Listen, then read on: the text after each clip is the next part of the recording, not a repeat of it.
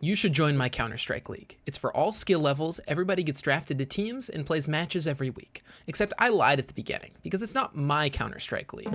It's a volunteer-ran league.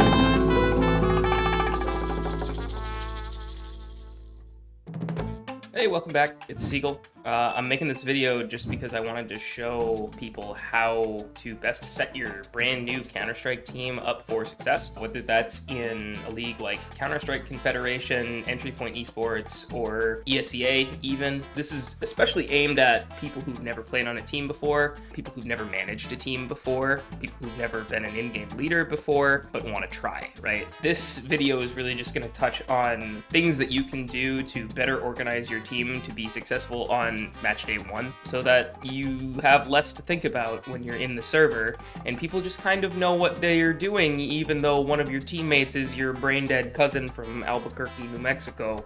Get off the toilet! Get off the toilet! We're gonna get into it right here, and really it falls into 3 main categories: logistics, positions, and strategies. We're going to get into all of these and all the different things that come with it, but first let's start with logistics.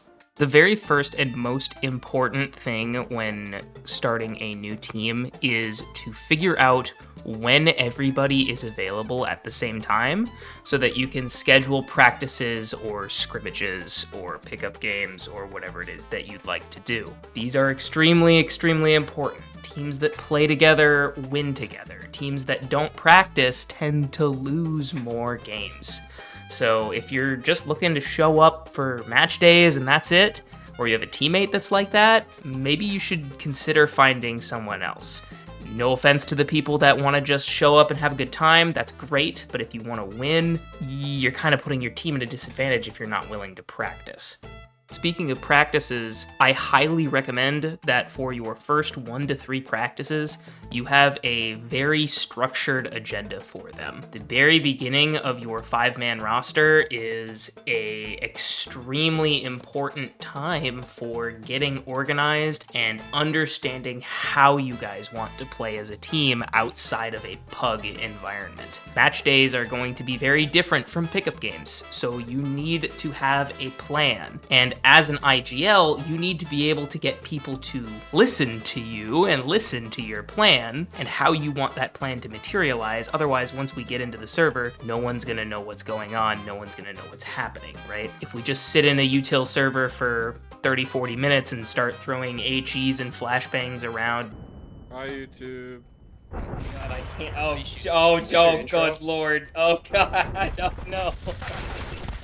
And everyone's just yapping, right? That happens way too often in a lot of practices. I've been through those. I know what they're like. If you have a structured plan, that can help a lot. I did this with a PowerPoint presentation, and I had some notes on my phone that I was able to, keep a relatively structured plan for how I wanted to carry out a practice.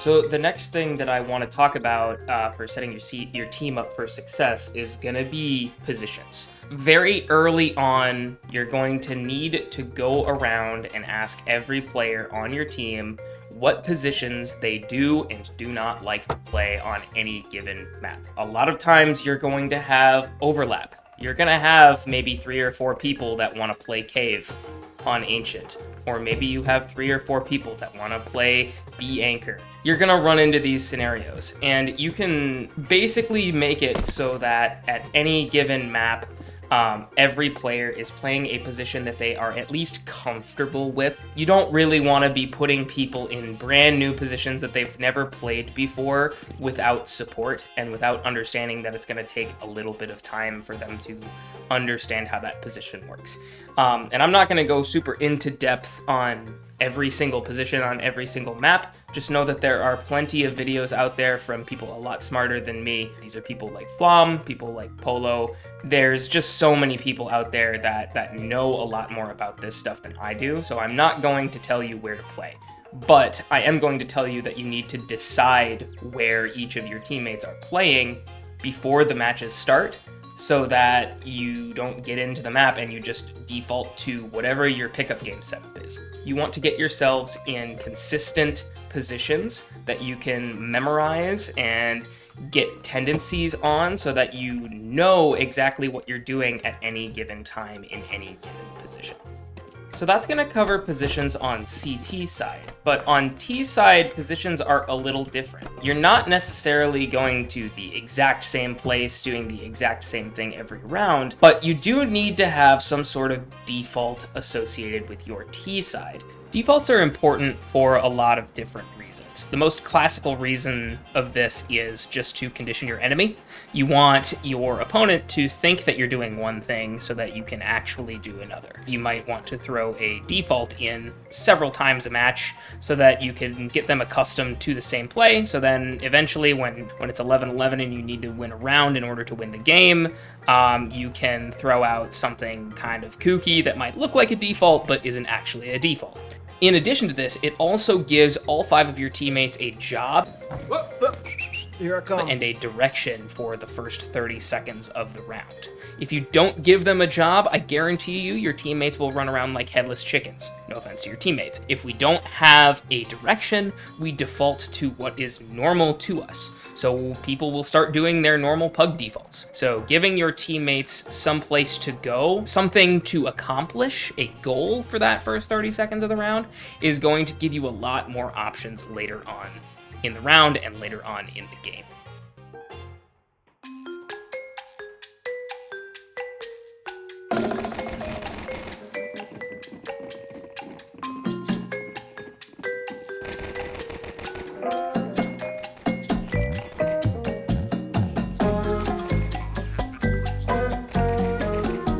Okay, so I know I just spent the last couple of minutes yapping on about why defaults are so important and why you need to do them and why you need to plan them out and things like that. And all of that still stands, but you're probably wondering, why on earth is there a watermelon in this bowl?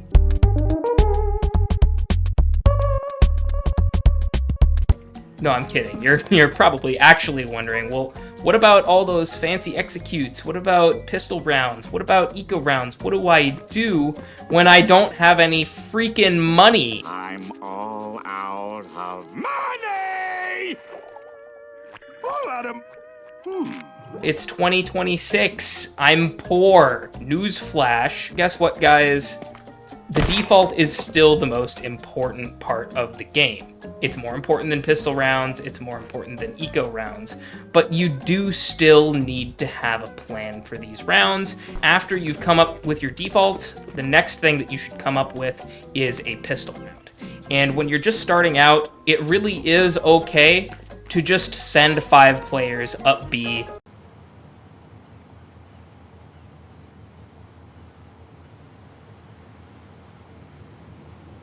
Seriously? Yeah. And just send it. See what you can get. You're not playing against FaZe Clan. Don't trick yourself into thinking that you are. Your enemies probably don't have a great way to defend against a B rush early on. A B rush or an A rush really can be a great option for people who are just starting out, but obviously you're going to want to get into something a little bit more complicated than that. Maybe on Inferno, for example, you're going to go for an arch wrap. Maybe you go for a bit of an apartments take and you want to pop out of app slate. You just have to play around with it and see what makes sense for you. I just recommend that you have a pistol round on either side. It will help you to keep organized and keep your teammates knowing what to do when they don't have a full buy. Speaking of not having a full buy, you're going to run into rounds where you just don't have any money. You're going to be up against rifles, maybe SMGs, and all you've got is enough money for some armor, maybe a deagle, maybe a flashbang, maybe an HE, something like that. The point of these rounds is really just to be weird. You want to do something unexpected by the other team. It doesn't necessarily matter what that unexpected thing is, but the idea is that it needs to get you an opening kill. I don't care if that's a boost, maybe it's a sight stack, maybe you're going for a fanatic stack back in sight here because you're on all USPs, right? Or all Glocks, it doesn't really matter. But the main idea is to do something unexpected and uncommon for your team to do so that you can get the opening pick and swing the round in your favor. The last thing that I want to touch on in this video, and I'm sure people have been screaming it in their internal monologues this entire time, site executes. When should you site execute? How should you do it? And why would it be a bad idea to do straight out of spawn most of the time? What did he say? It is a bad idea to 5-man execute straight out of spawn most of the time. A lot of people go out here, especially on Inferno, and they learn CT smoke, coffin smoke, new box molly, and it makes for a very pretty looking execute. Well, on a map like Inferno, you have the entire other side of the map. And if you've been defaulting and you stop throwing that default utility, your enemies are gonna know. They're going to know something's up and they're going to start rotating, or they're going to be expecting you to come in off of that. More often than not, that 5-man exec isn't going to go well unless you have some other kind of information in the round about where people are playing. You need to have some kind of information in order to do an execute. That's why we default. So typically you'd be running a default, getting some information, and then you group up later and then go for an execute later on into the site. So yes, you should be learning execute utility like your coffin smoke, like your CT smoke. You need to know these things, but a lot of this utility you can throw on the fly, and a lot of the executes that you're going to do are going to be a lot more chaotic than just calling them straight out of spawn.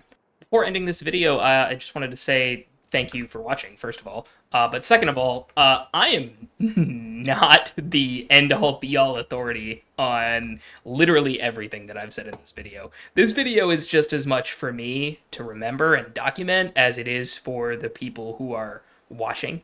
These are just things that I've picked up over my last few seasons in Counter-Strike Confederation, playing for BOA, playing for ESEA, and then playing for COW before that.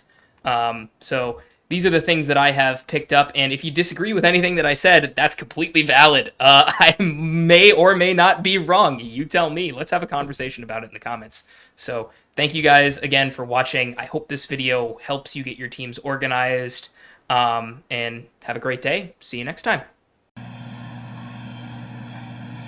Oh my god, he's gonna choke. Oh my god. Chew it! Oh my god, swallow!